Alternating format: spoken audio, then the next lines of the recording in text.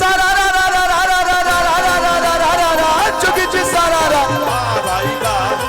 खिलाड़ी बा भौजी के देखी के छरहर बदन अरे छरहर बदन भाई बा खिलाड़ी बा भौजी के देखी के छरहर बदन आ देवरा है कोलुआ के डोल गइल मन बोला होई रे हे ये हमारे सगा मामा हो रहा तो ऐसे हमें ज्यादा कुछ ना बोले बाकी सब भाई जितना लोग बात सब लोग के प्रणाम बा। रमेश भैया जौन की अरे भैया भैया रांची बिहार चाहे झारखंड आपका जलवा है। एक बार हमारा रमेश भैया खातिर भी जोरदार ताली आप लोग बजा के स्वागत सम्मान कर दी। भैया के हमेशा बहुत प्यार मिलेला आशीर्वाद मिलेला। रणविजय भैया और हमार धनु भैया हवा साए साए सड़िया बुलुकिया जैसा देख लीजिए कि देखे दर्द मरद के रोवा मतारू हो हई देवरन फकीरी बना मतारू हो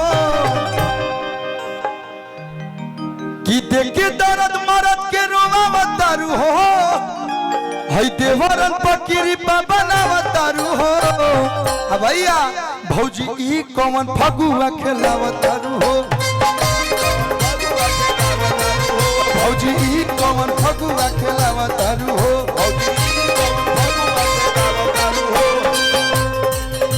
कि सारा रा रा रा रा रा रा रा रा रा रा रा रा रा रा रा रा रा चुकी जी सारा रा रा भाई बा जोगी जा बा हेलो कौन जिला हो छापरा छापारा में है तना कम आवाज छापारा जिला के हई रंगीला देही में दर्द कबार दे बा भाई बा आवे के चाहिए पूरा शोर हो जाए के चाहिए कि देवरा है कोलुआ के डोल गइल मन बोल कि नान है सामान ताहर करे बड़ी तंग देवरू फुचुर फुचुर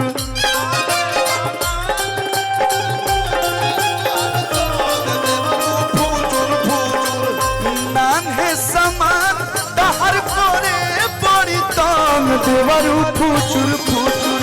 का देवरू फुचुर फुचुर फेंके पिचकारी ताहर रो देवरू फुचुर फुचुर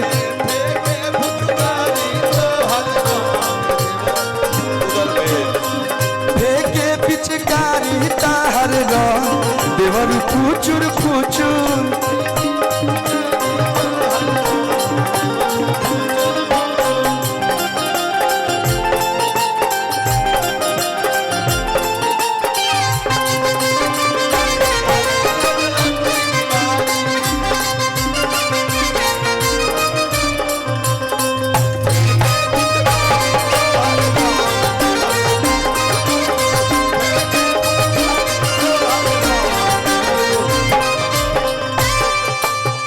हमारे सतपाल देवरू मंच पे बाणे सतपाल भैया के स्वागत बा ये होगा चेन्नई टाना पुल पर ज्यादा रहता है एमएमबी रिकॉर्ड्स के ऑनर भैया के स्वागत डाले के तनी को न ताहारा सौरबा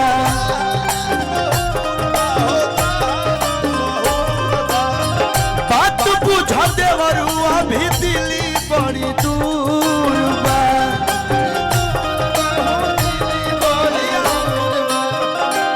कि सुबह से शाम कोइला भरल नहीं मान ए देवरू फुचुर फुचुर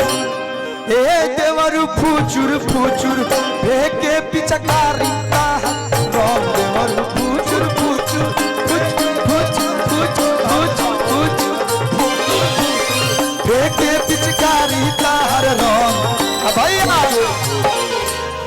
फुचुर एक लाइन हाँ बोलो भाई